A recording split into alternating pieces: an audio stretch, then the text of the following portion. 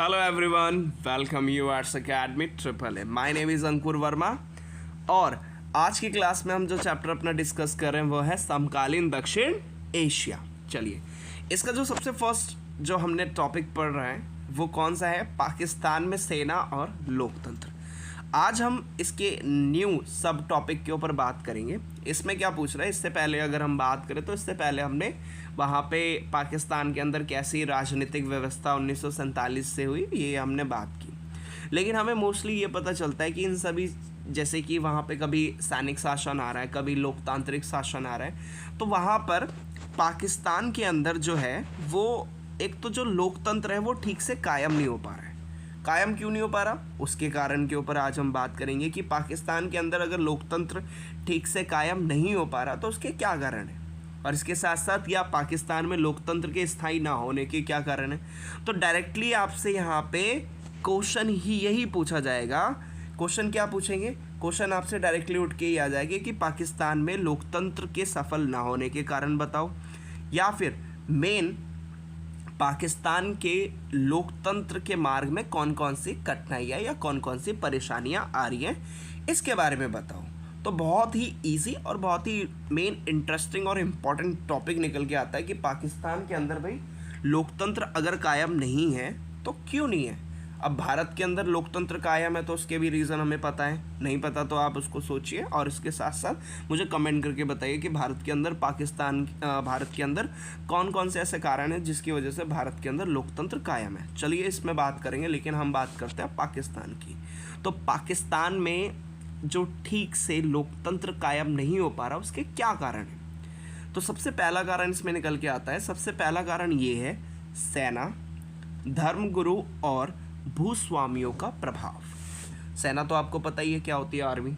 धर्मगुरु कौन होते हैं? धर्मगुरु जो धर्म के प्रचारक होते हैं या धर्म को सपोर्ट करने वाला या धर्म के बारे में होते हैं, जो एडवर्टाइज करते हैं। तो कई सारे लोग होते हैं। तो अगर हम बात करें जैसे हमारे यहाँ, मतलब अगर भारत की बात करें तो भारत के अंदर हो जाते हैं जैसे कि संत हो जाते हैं और इसके साथ साथ जो धर्म का प्रचार करते हैं। और अगर हम इस्लाम में बात करें तो उसमें आ जाते हैं मौलवी, आ जाते हैं जो धर्म के बारे में बताते हैं। अब बात कर लेते हैं भूस्वामी। भूस्वामी कौन होते हैं? जैसे 1947 से पहले की बात करें तो 1947 से पहले क्या होता था कि जैसे बड़ी बड़ी, जैसे अंग्रेज़ों ने क्या किया था, बड़ी बड़ी ज़मीनें किसको दे दी थी? ज़मींदारों को दे दी थी कि भाई तुम इन पे क्या करो, कृषि करो, और इसके साथ साथ जो ज़मींदार होते थे उनको कहा जाता था हम तुमसे सारे का सारा टैक्स लेंगे। तो यही जो व्यवस्था थी 1947 के बाद हमारे यहाँ पे भारत के अंदर बिल्कुल ख़त्म कर दी गई थी कि अब ज़मींदार नाम की कोई चीज़ नहीं रहेगी, सबको बराबर बराबर ज़मीन होनी चाहिए क्योंकि समानता का अधिकार है। इसी के चलते अब आ जाता है भूस्वामी। भूस्वामी मतलब भूमि के स्वामी होते हैं, जो भूमि की बड़ी बड़ी ज़मीन होती थी उनके मालिक होते थे, उसको हम क्या कह सकते हैं? भूस्वामी कह सकते हैं। तो पाकिस्तान के अंदर एक तो सेना का बहुत बड़ा दबाव है, या सेना की बहुत ज़्यादा प्रभाव भी है लोगों के अंदर। दूसरा, धर्मगुरु की बहुत बातें मानते हैं लोग, और इसके साथ साथ जो भूस्वामी है, जब ऑब्वियस सी बात है जो अमीर तबका है तो उसकी भी तो लोग बात मानेंगे। तो सबसे पहला कारण इसमें निकल के आता है कि भाई पाकिस्तान के अंदर लोकतंत्र इसलिए कायम नहीं है क्योंकि वहाँ पे हमें प्रभाव देखने को मिलता है समाज के अंदर, या सामाजिक दबदबा जिसे हम कहते हैं, समाज के अंदर ज़्यादा हमें प्रभाव देखने को मिलता है। सबसे पहले एक तो सेना का, दूसरा धर्मगुरुओं का जैसे जो मौलवी हो गए वहाँ पे, और तीसरा भूस्वामियों का। तो इन सभी का हमें सबसे ज़्यादा प्रभाव समाज में देखने को मिलता है या सामाजिक दबदबा देखने को मिलता है, वो भी कहाँ पे? पाकिस्तान के अंदर। तो सबसे पहला कारण इसमें यही समझ में आया कि भाई सबसे ज़्यादा प्रभाव वहाँ पे समाज में हमें जो देखने को मिलता है वो सरकार का नहीं, पार्टी का भी नहीं, बल्कि सेना का, धर्मगुरु का और भूस्वामियों का। अब ये करते क्या हैं? तो सेना, धर्मगुरु और भूस्वामी कभी कभार जैसे कि होता था कि जैसे सरकार जो है धर्मगुरुओं के अगेंस्ट में या उनके विरोध में कोई बात बोल देती है, या फिर सरकार जो है धर्मगुरुओं के लिए कोई काम नहीं करती है, या फिर सेना के लिए वो कई सारी सरकार जो है जो रोक टोक लगा रही है, या कभी सरकार ने ऐसा कोई कानून बना दिया कि जो भूस्वामियों के विरोध में। तो भूस्वामी क्या करते थे? लोगों को, ज़्यादा लोग उनके सपोर्ट में होते थे तो वो क्या करते थे? लोगों को भड़का देते थे, किसके विरोध में? सरकार के विरोध में। धर्मगुरुओं के अगेंस्ट में अगर कोई एक्शन ले लिया सरकार ने तो धर्मगुरु क्या करते थे, अपने जो उनके समर्थक वाले लोग होते थे वो उनको निर्वाचित सरकार, जो सरकार होती थी उस टाइम की, उसके अगेंस्ट में भड़का दिया। और सेम एज इट इज सेना भी ऐसी ही करती थी। तो इन तीनों का प्रभाव हमें सबसे ज़्यादा देखने को मिलता है पाकिस्तान के अंदर, सामाजिक दबदबा देखने को मिलता है इन तीनों का। और इसी के चलते कई बार क्या होता था, निर्वाचित सरकार को गिरा दिया जाता था। अब क्या हुआ, मान लीजिए इन सभी के अगेंस्ट में सरकार ने कोई फैसला दे दिया, तो अब क्या करेंगे, जब सेना क्या करेगी, जब सेना ने क्या किया, इस निर्वाचित सरकार को हटा दिया, तो हटाने के बाद लोग भी कुछ नहीं कहेंगे। क्यों? क्योंकि लोगों का सारा मेन ध्यान, या लोगों को सारा का सारा मेन अट्रैक्शन कर रखा है। किसने अट्रैक्शन कर रखा है? सेना ने, धर्मगुरुओं और स्वामी ने। मतलब उन्होंने अपने कंट्रोल में ले रखा है सारे के सारे लोगों को, और उन्होंने बता रखा है कि भाई सरकार ऐसा कर रही है, बताओ। तो अब जब भी सरकार को हटाने की बात आएगी तो क्या लोग उसको सपोर्ट करेंगे या सरकार को हटने से रोकेंगे? नहीं रोकेंगे। सेना जब हटाएगी सरकार को तो सारे के सारे लोग खुद इसके फेवर में होंगे कि हाँ, निर्वाचित सरकार को, या जो उस टाइम पे सरकार है उसको हटाओ। क्यों? क्योंकि ये उनके धर्मगुरु भूस्वामी और उसके अगेंस्ट में क्या कर रहे हैं, प्रभाव या फैसले दे रहे हैं। तो जिसकी वजह से कई बार निर्वाचित जो सरकार होती थी उसको गिरा दिया जाता था, और गिराने के बाद वहाँ पे कौन सा शासन कायम कर दिया जाता था? सैनिक शासन। तो सबसे पहला कारण इसमें यह निकल के आता है कि भाई जो सेना है, जो धर्मगुरु और भूस्वामियों का बहुत ज़्यादा प्रभाव देखने को मिलता है, और जब भी सरकार इनके अगेंस्ट में, विरोध में कोई फैसला लेती थी तो ये सारे के सारे लोग क्या करते थे, लोगों को भड़का देते थे। जो सेना और धर्मगुरु होते थे या भूस्वामी होते थे, ये सभी लोगों को अपने फेवर में लेकर क्या करते थे, भड़का देते थे। किसके अगेंस्ट में? सरकार के अगेंस्ट में। और जब सैनिक शासन या सैनिक जब भी निर्वाचित सरकार को हटाने के लिए जाते थे, तब ये लोग कुछ नहीं कहते थे, वहाँ की आम जनता कुछ नहीं कहती थी। क्यों? क्योंकि सारा का सारा ये जो लोग हैं वो किसके प्रभाव में आ चुके हैं उस टाइम पे? धर्मगुरु और भूस्वामियों के, जिसकी वजह से यहाँ पे सैनिक शासन कायम हो जाता था। तो ये फर्स्ट क्वेश्चन इसमें निकल के आता है कि यहाँ पे पाकिस्तान के अंदर क्यों लोकतंत्र कायम नहीं है। तो इसमें आपको सिंपल बताना है, जैसे ये धर्मगुरु है, ये रहे धर्मगुरु, तो धर्मगुरु क्या करते थे, मेन लोग हो गए, जैसे ये लोग हो गए तो उनको अपने अंडर में ले लेते थे, अपने फेवर में ले लेते। और जब सेना सरकार को हटाने जाती थी तब ये लोग कुछ नहीं कहते थे। क्यों नहीं कहते थे? क्योंकि ये सारे के सारे किसके नियंत्रण में आ चुके हैं? धर्मगुरुओं के नियंत्रण में और भूस्वामियों के नियंत्रण में आ चुके हैं। जिसकी वजह से जब भी निर्वाचित सरकार गिरती थी तब ये जो आम जनता होती थी वो कुछ नहीं कहती थी, क्योंकि वो किसके नियंत्रण में आ चुके हैं? भूस्वामियों के। और ईजिली वहाँ पे क्या कायम हो जाता था? सैनिक शासन हो जाता था। सेकंड पॉइंट निकल के आता है, इसमें क्या आता है, राजनीतिक दलों की आपसी खींचातानी। अब जो पॉलिटिकल पार्टीज थी वो क्या करती थी, हमेशा मोस्टली जो अगर हम बात करें तो पॉलिटिकल पार्टीज का जो रवैया होता था, बिहेव होता था, वो कैसा स्वार्थपूर्ण होता था। मतलब कि स्वार्थ के लिए, जनता के लिए बात करती थी, और जब भी पावर मिल जाए तो पीछे हट जाती थी। तो इस वजह से यहाँ की जो पॉलिटिकल पार्टी या राजनीतिक दल थे वो क्या थे, आपसी खींचातानी लगी रहती थी। मतलब क्या चाहते थे कि हमें पावर मिल जाए, हमें पावर मिल जाए, हमें पावर, ये आप देख सकते हैं। तो ये क्या है, ये सारे के सारी मेन पॉलिटिकल पार्टीज़ हैं पाकिस्तान के अंदर, और इनके बीच में सिर्फ और सिर्फ खींचातानी किस चीज़ की है? सत्ता को लेकर, भाई पावर को लेकर। सारी की सारी क्या चाहती है? पावर आ जाए। और जब पावर आ जाती थी तो वो क्या करती थी, जन कल्याण के प्रति अनदेखी की भावना होती थी। मतलब कि जो जन कल्याण है, जन मतलब कि लोगों की भलाई की बात है, तो उस तरह की भावना को मतलब साइड में रख देते कि भाई बाद में बात करेंगे, अभी हमें तो मेन क्या करना है, पावर लेनी है। तो मतलब यहाँ की जो पॉलिटिकल पार्टीज़ हैं वो मोस्टली क्या करती हैं, लोगों की भलाई के बारे में बात नहीं करेंगी, लोगों की विकास के बारे में बात नहीं करेंगी।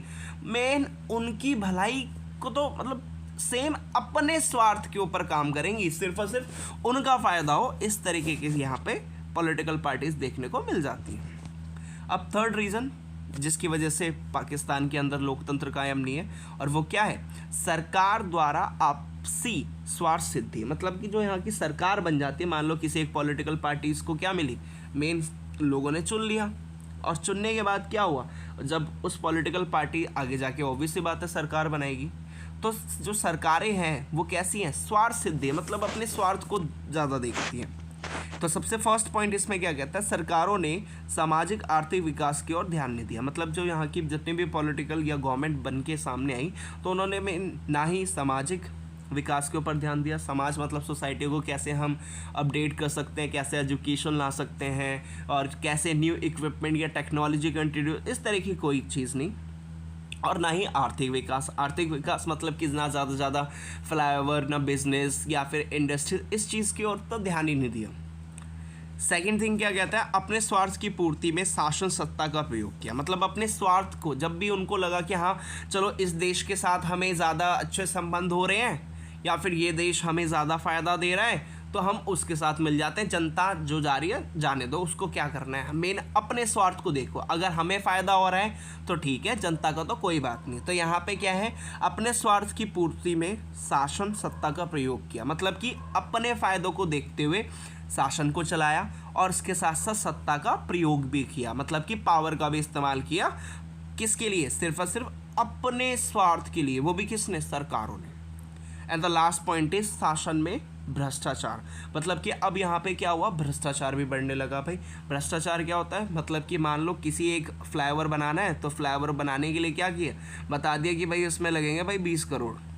तो 20 करोड़ की जगह इन्होंने क्या किया, 20 करोड़ बोल लगेंगे 20 करोड़, लेकिन इन्होंने रखे कितने, 50 करोड़ की। 50 करोड़ का बनेगा भाई, 30 करोड़ इनके अपने तरफ के हो जाएंगे, अपने पैसे हो जाएंगे। तो ये क्या, इस तरह के भ्रष्टाचार को भी मेन बढ़ावा मिला। कहाँ पे, पाकिस्तान के अंदर, जिसकी वजह से भी पाकिस्तान में लोकतंत्र कायम नहीं हो पाया। तो अगर आपसे कोई पूछे या फिर क्वेश्चन आपसे निकल के आ जाता है कि भाई लोकतंत्र के मार्ग में कौन कौन सी कठिनाई है जिसकी वजह से पाकिस्तान में लोकतंत्र सही से नहीं कायम हो पा रहा, तो सबसे पहला कारण आपको बताना है कि वहाँ पे धर्मगुरु भूस्वामियों का बहुत प्रभाव है। और धर्मगुरु भूस्वामियों के प्रभाव की वजह से जब भी सेना निर्वाचित सरकार को हटाने के लिए जाती थी तो ईजिली वो उसको हटा देती थी। क्यों, क्योंकि ये जो लोग थे वो सारे के सारे किसके नियंत्रण में रहते थे उस टाइम पे, धर्मगुरु और भूस्वामी, जिसकी वजह से वहाँ पे फिर से क्या कायम हो जाता था, सैनिक शासन कायम हो जाता था। इसके बाद सेकेंड पॉइंट इसमें क्या था, राजनीतिक दलों की आपसी खींचातानी। जो राजनीतिक दल हैं उनकी क्या है, आपसी खींचातानी। आपसी खींचातानी मतलब कि जितने भी राजनीतिक दल हैं वो क्या चाहते हैं, वो चाहते हैं पावर, और वो पावर लेने के चक्कर में एक दूसरे की बुराइयां करते रहते हैं पार्टियों की, और वो बिल्कुल भी जन कल्याण, लोगों की भलाई के ऊपर तो ध्यान ही नहीं देते। अगला कहते हैं यहाँ की सरकारों की बात की जाए तो सरकार भी यहाँ की स्वार्थ सिद्धि मानी जाती है। कैसे, क्योंकि सरकारों ने यहाँ पे ना ही सामाजिक विकास किया और ना ही आर्थिक विकास किया। और अगले पॉइंट में कहता है कि अपने स्वार्थ में, अपने स्वार्थ की पूर्ति के लिए, मतलब कि अपने फ़ायदों को देखते हुए इन्होंने शासन चलाया और सत्ता का प्रयोग किया। और लास्ट में कहता है कि इन सभी की वजह से यहाँ पे भ्रष्टाचार भी बहुत ज़्यादा बढ़ गया। आगे बढ़ते हैं। आगे क्या नेक्स्ट पॉइंट आता है निकल के, नेक्स्ट पॉइंट इसमें क्या आता है भाई, फोर्थ पॉइंट इसमें देखिए लिखा हुआ है, अमेरिका द्वारा सैन्य शासन को प्रोत्साहन किया जाता है। मतलब कि जो अमेरिका और जो पश्चिमी देश हैं वो भी किसको सपोर्ट करते हैं, वो भी सैनिक शासन को सपोर्ट करते हैं। क्यों सपोर्ट करते हैं, कोई ना कोई कारण होगा। तो उसका जो मेन कारण है वो कारण है बेटा आतंकवादी गुट। अब आपको पता ही होना चाहिए कि मोस्टली जितने भी टेररिस्ट ग्रुप है वो मोस्टली इसी साइड में हमें ज़्यादा देखने को मिलते हैं। यहाँ पे जैसे अफगानिस्तान हो गया, पाकिस्तान हो गया, तो यहाँ पर मतलब ज़्यादा से ज़्यादा क्या देखने को मिलता है, आतंकवादी गुट देखने को मिलते हैं। तो अब जो अमेरिका है और जो और भी पश्चिम देश है, जो पश्चिमी के वेस्टर्न कंट्रीज़ है, मतलब कि जो यहाँ की इस वाली साइड की कंट्रीज़ है, उनको है डर। किस चीज़ का डर है भाई, उनको इस चीज़ का डर है कि अब पाकिस्तान तो जो है वो एक परमाणु शक्ति है, बिल्कुल सही बात है, परमाणु मतलब उसके पास भी न्यूक्लियर वेपन है।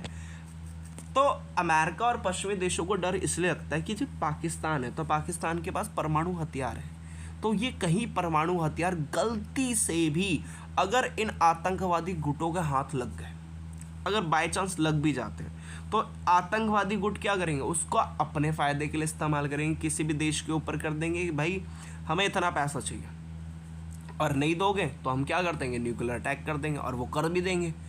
तो जिसकी वजह से इन सभी को डर है कि अगर गलती से भी पाकिस्तान की जो परमाणु मिसाइलें हैं अगर इन आतंकवादी गुटों के हाथ लग गई तो भाई क्या हो जाएगा, भयानक परिणाम हो जाएंगे। मतलब कि मेन कह सकते हैं कि एक तरह की मेन मुसीबत ही मुसीबत चारों तरफ आ जाएगी। क्यों, क्योंकि भाई अब इनको रोकेंगे कैसे, रोकने के लिए भी भाई बड़ी आर्मी लगेगी, और इसके साथ साथ मेन तो इस वजह से ये लोग क्या कहते हैं, ये कहते हैं भाई चलो हम क्या करते हैं, पाकिस्तान की आर्मी को सपोर्ट करते हैं, इसको नई नई टेक्नोलॉजी, नए नए वेपन्स और इसके साथ साथ main new type of equipments देना शुरू करते हैं, ताकि जितनी ज़्यादा ये डेवलप रहेंगे उतनी अच्छी तरीके से ये क्या करेंगे, न्यूक्लियर वेपन्स की सुरक्षा कर पाएंगे। तो इसलिए अमेरिका और इसके साथ साथ जो उसके और भी पश्चिमी देश हैं वो किसको बढ़ावा देते हैं, सैनिक शासन को बढ़ावा देते हैं।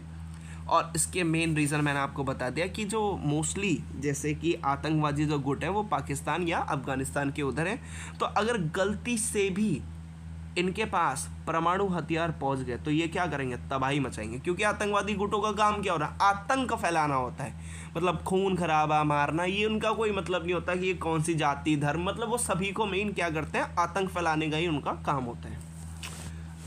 अगला पॉइंट बात कर लेते हैं फिफ्थ। इसमें क्या था, भारत और पाकिस्तान के कटु संबंध। आपको पता होना चाहिए 1947 के बाद ही भारत और पाकिस्तान के जो संबंध है वो बहुत ही ज़्यादा ख़राब हो चुके थे। उसका कई कारण है। एक तो मेन कह सकते हैं, मेन जो भारत और पाकिस्तान का विभाजन है वो धर्म के आधार पे हुआ। सेकंड रीज़न इसमें ये कह सकते हैं कि जो कश्मीर है उसको लेकर भी इनके बीच में काफ़ी है, और या फिर मेन अगर बात करें सिंधु नदी के जल को लेकर भी इनके बीच में काफ़ी प्रॉब्लम निकल के आती है, और तो इसकी वजह से दोनों के संबंध अच्छे नहीं हैं। तो अब क्या होता है, इसमें भारत और पाकिस्तान के जो संबंध है वो कटु संबंध है। बिल्कुल सही बात है कि कड़वे संबंध है भारत और पाकिस्तान के। तो अब इसमें मेन होता क्या, जब भी मान लो सरकार जो है, सरकार के विरोध में कोई आंदोलन होने लगा, लोगों ने क्या किया, सरकार के विरोध में आंदोलन किया कि भाई सरकार सही से काम नहीं कर रही है और ना ही कोई फ़ायदा दे रही है। तो सरकार के विरोध में जब भी लोग आंदोलन करते थे तो ये जो सरकार थी वो क्या काम करती थी, सरकार जनता का पूरा ध्यान किस पे, भारत और पाकिस्तान के जो कड़वे संबंध है इसकी तरफ मोड़ देती थी। कौन मोड़ देती थी, मेन वहाँ की सरकार। तो इसमें फिफ्थ पॉइंट यही निकल के आता है कि जब भी सरकार के विरोध में कोई आंदोलन होता था तो उस आंदोलन को शांत करने के लिए, आंदोलन का ध्यान बदलने के लिए वहाँ की जो सरकार होती थी वो क्या करती थी, सारा का सारा भारत और पाकिस्तान के जो कड़वे संबंध है उसकी ओर मोड़ देती थी। तो लोगों का सारा जो माइंड था वो किसकी तरह डाइवर्ट हो गया, भारत और पाकिस्तान के जो कड़वे संबंध है या भारत और या पाकिस्तान के जो रिलेशंस ठीक नहीं है उसके ऊपर चला जाता था, जिसकी वजह से भी मेन यहाँ पर लोकतंत्र ठीक से कायम नहीं हो पाया। और मैंने आपको बता दिया कि आतंकवादी गुटों की शरणस्थली है, मतलब इसका कहने का मतलब है पश्चिमी देश जो है और जो अमेरिका है वो इसको सैनिक शासन को इसलिए सपोर्ट करते हैं क्योंकि पाकिस्तान के अंदर क्या है, परमाणु हथियार, और कहीं गलती से भी इन आतंकवादी गुटों के पास आ गए तो क्या भयंकर परिणाम निकलेंगे। अब आ जाता है 7 पॉइंट में क्या कहता है, 7 पॉइंट में कहता है कि पाकिस्तान में लगभग सभी सरकारों ने देश का सामाजिक आर्थिक विकास ना करके विदेशी सहायता पर गुजारा किया है और जनता का इसलिए भी नागरिक में अधिक विश्वास नहीं जम पाया। अब इसमें कहता है कि भाई क्या कारण है, लास्ट पॉइंट इसमें ये कहता है कि जो पाकिस्तान है, पाकिस्तान ने जो पूरे देश को चलाया है वो अपने बलबूते नहीं बल्कि विदेशी सहायता के बलबूते चलाया। मतलब कि मान लीजिए स्टार्टिंग से ही इन्होंने क्या किया, कर्जा लेना शुरू किया, पैसे कम पड़े तो इन्होंने क्या किया, चाइना से पैसा ले लिया, फिर कम पड़े तो इन्होंने क्या किया, जो मेन आपके जो यूएनओ है उससे पैसा ले लिया, वर्ल्ड बैंक से पैसा ले लिया, आईएमएफ से पैसा ले लिया। तो ऐसा कर करके इन्होंने क्या किया, पूरे देश को चलाया और ये चीज़ किसी से छुपी नहीं रही। वहाँ की जनता को भी पता चल गया कि भाई अब मेन यहाँ की सरकार देश को चला कैसे रही है, तो जिसकी वजह से नागरिकों का भी अब ज़्यादा विश्वास नहीं रहा, वो भी किस पे, जो निर्वाचित सरकार होती थी। तो ये वो रीज़न है जिसकी वजह से हम क्या कह सकते हैं कि मेन पाकिस्तान के अंदर लोकतंत्र ठीक से कायम नहीं हो पाया। तो एक बार फिर से रिकॉल कर लेते हैं कि कौन कौन से हमने इसमें बात की है जिसकी वजह से पाकिस्तान में लोकतंत्र ठीक से कायम नहीं हो पाया। तो सबसे पहला कारण कि वहाँ पे सेना, धर्मगुरु और भूस्वामियों का बहुत प्रभाव है, जिसकी वजह से वहाँ पे निर्वाचित सरकार गिर जाती है और वहाँ पे सैनिक शासन कायम हो जाता है। सेकेंड रीज़न, राजनीतिक दलों की आपसी काफ़ी खींचातानी रहती है, स्वार्थ सिद्धि रहती है और वो लोगों की भलाई के लिए काम नहीं करती। सरकारें भी क्या करती हैं, सामाजिक विकास पे ध्यान नहीं देती और ना ही आर्थिक विकास पर, सिर्फ और सिर्फ वो मेन अपने स्वार्थ के लिए शासन और उसके साथ सत्ता का प्रयोग करती है और भ्रष्टाचार बहुत ज़्यादा बढ़ चुका है। अगला कहता है कि जो अमेरिका है और इसके साथ साथ मेन पश्चिमी देश है वो भी किसको सपोर्ट करते हैं, पाकिस्तान के सैनिक शासन को सपोर्ट करते हैं। पांचवा रीज़न इसकी जिसकी वजह से मेन यहाँ पे लोकतंत्र नहीं कायम हुआ वो है भारत और पाकिस्तान के कड़वे संबंध या कटु संबंध, इसमें आप लिखना। तो इसमें आपको ये बताना है कि जब भी मेन जनता सरकार के विरोध में आंदोलन करने लगती थी तो जो सरकार होती थी वो सारा का सारा ध्यान किसकी ओर मोड़ देती थी, भारत और पाकिस्तान के कटु संबंध की ओर। 6 रीज़न कहता है आतंकवादी गुटों की शरणस्थली, मतलब कि मोस्टली अगर हम बात करें तो आतंकवादी गुट हमें वही देखने को मिलते हैं। और पश्चिमी देशों को डर है कि कहीं अगर मेन पाकिस्तान के जो परमाणु हथियार हैं कहीं आतंकवादी गुटों के हाथ में लग गए तो क्या होगा, भयंकर परिणाम निकल जाएंगे, जिसकी वजह से भी वो किसको सपोर्ट करते हैं, सैनिक शासन को सपोर्ट करता है। और लास्ट में कहता है कि पाकिस्तान में लगभग सभी सरकारों ने आर्थिक विकास तो किया नहीं, ना सामाजिक विकास किया, और देश को चलाया किस पे, मेन विदेशी सहायता या विदेशों से पैसा ले लेके उन्होंने पूरे देश को चलाया, जिसकी वजह से भी लोगों का अब विश्वास उठ चुका है, वो भी किसके लिए, अपनी सरकार के लिए। होपफुली आपको ये पॉइंट समझ में आए होंगे। Thank you.